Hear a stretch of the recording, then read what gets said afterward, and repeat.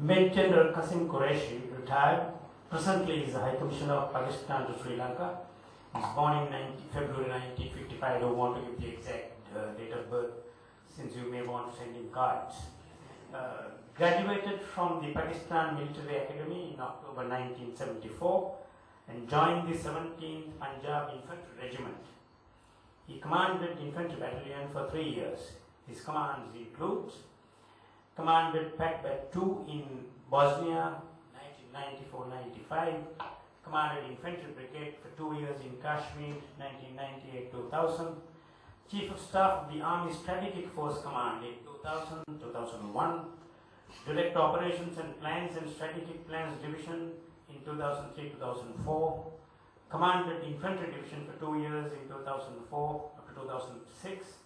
During this tenure, conducted relief operations in Kashmir after the earthquake in October 2005. Director General of National Accountability Bureau, Punjab, in 2006-2007, and finally as Director General Operations and Plans and Joint Staff Headquarters in 2008-2009, and retired from active service on 15th October 2010. Major General Qureshi graduated from famous Army Command and Staff College in Quetta in 1985. Now he has obtained his first Master of Arts in War Studies from Department of War Studies, King's College, London in 1988-1989. Later, he entered and qualified from the National Defence University in 1996. He has obtained his second Master's from Quaid-i-Azam University in Islamabad in 1995-96. His third Master of Arts in International Studies is from Department of War Studies, once again, King's College, London, that is in 2002. Achieved the distinction and declared Best Student and awarded Richard Edis Memorial Prize for his performance. Subsequently attended Royal College of Defence Studies in London, UK in 2002. On his retirement, he was appointed as the High Commissioner of Pakistan to Sri Lanka. Great pleasure in inviting Major General Qasim Qureshi to take the floor.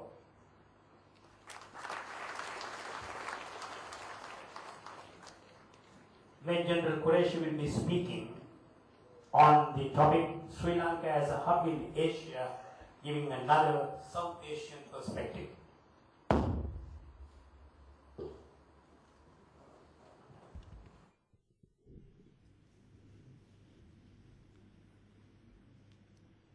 Thank you very much, Honorable Chair, Honorable Secretary of Defense,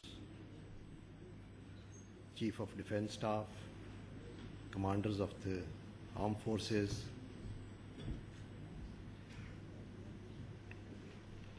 General Piris, Vice Chancellor, KDU, respected speakers, ladies and gentlemen.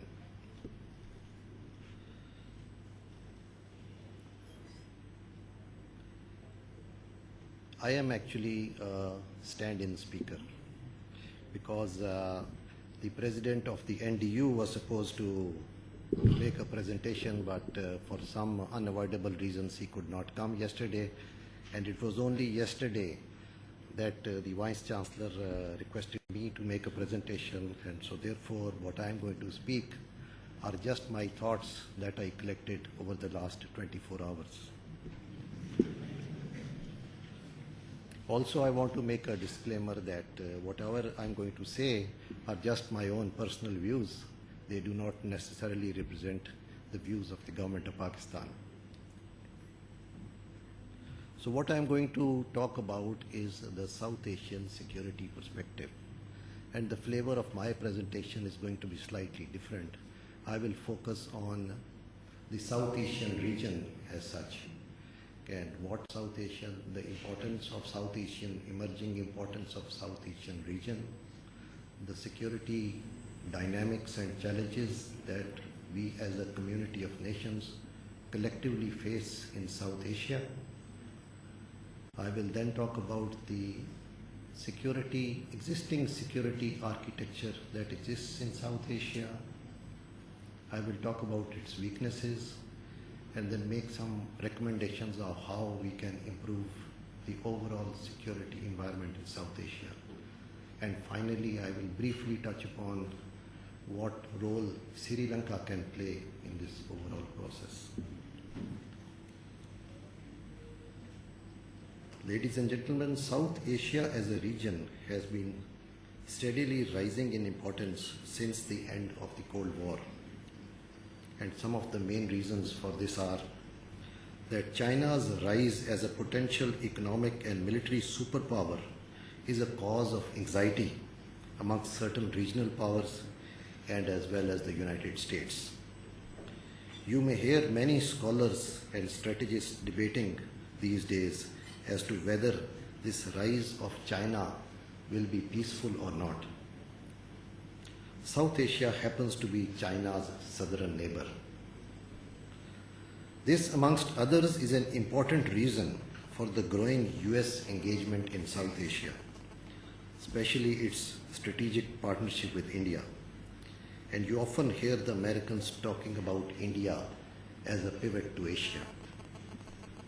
I make these 2 points because just to make the point that South Asia in the years and decades to come will be an important component of the global security architecture. However, it is not just the issue of proximity of China that is the cause of fame of South Asia. South Asia in its own right has great economic potential. It is home to 1/6 of the world's population, and its geostrategic location is very significant. Also, I want to make a cautionary note that there is considerable potential for interstate and intrastate conflict in South Asia. An interstate conflict can have global implications, especially due to the presence of nuclear weapons both in India and Pakistan. Also, intrastate conflict, the potential for intrastate conflict is also very significant, as we all know very well that intrastate conflicts do not remain confined to those states alone. They seriously affect the security of neighboring states as well. And finally, South Asia dominates the vital sea lanes passing through the Indian Ocean. Now I briefly talk about the security challenges and dynamics of South Asia. South Asia is a region of great diversity. We have states with very different complexions. In terms of geographic locations, there are landlocked states and there are island states. In terms of demography, we have states with a few million people to states over 1 billion people. The economic and military differential between these countries is vast, and also within and between these countries there is substantial ethnic and religious diversity. This interplay of all this diversity causes serious dynamics of security. There are outstanding disputes between states that have led to wars between them. Military means have often been employed by states, both directly and indirectly, to influence political outcomes. We have seen conventional conflicts. We are now seeing a considerable employment of sub-conventional means and warfare, which is also intrastate conflict. We have an operative equation of nuclear deterrence between India and Pakistan, and both countries have growing nuclear arsenals. Military interventions have often been taken by states in response to internal stability of other states. So what we are talking about in South Asia is the potential for full spectrum warfare, which means that we can have conflict from the sub-conventional to conventional and right up to the nuclear level. Also, in recent years, there has been a phenomenal rise in intrastate militancy and emergence of non-state actors. And these non-state actors have gained strategic autonomy. And by strategic autonomy, I mean that they have the ability to undertake high-profile terrorist acts that can create strategic effects. International coalition led by the United States has been engaged in military conflict in Afghanistan, which has had serious security implications for our region, especially for Pakistan. Situation remains highly uncertain as we are fast approaching the end game in 2014.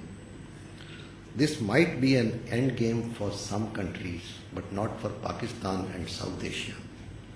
We will have to deal with the short, medium, and long-term implications of this protracted conflict. And finally, water sources in the region are fast depleting while the requirement of water is increasing.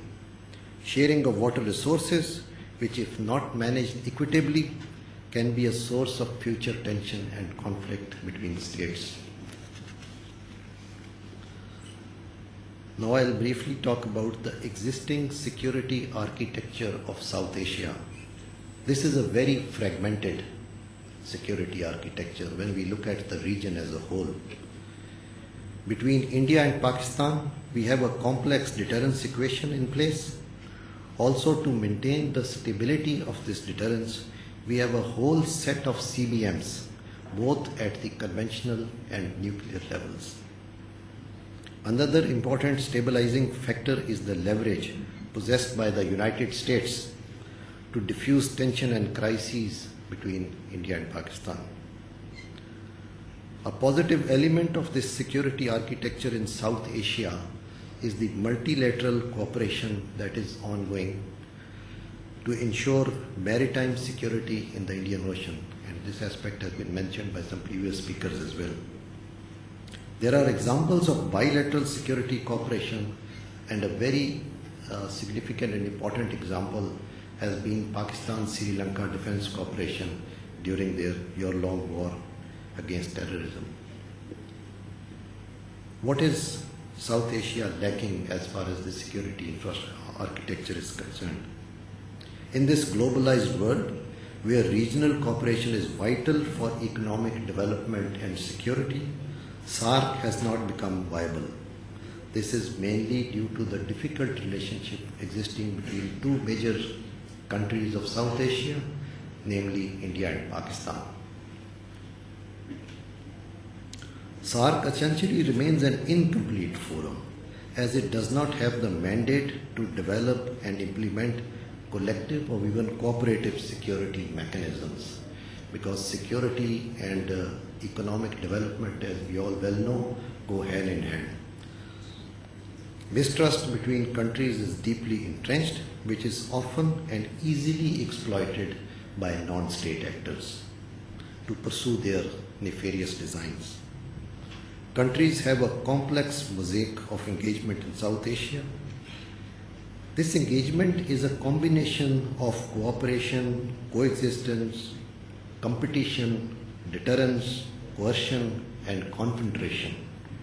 In some cases in South Asia, the dominant segments of this engagement are deterrence, coercion, and confrontation.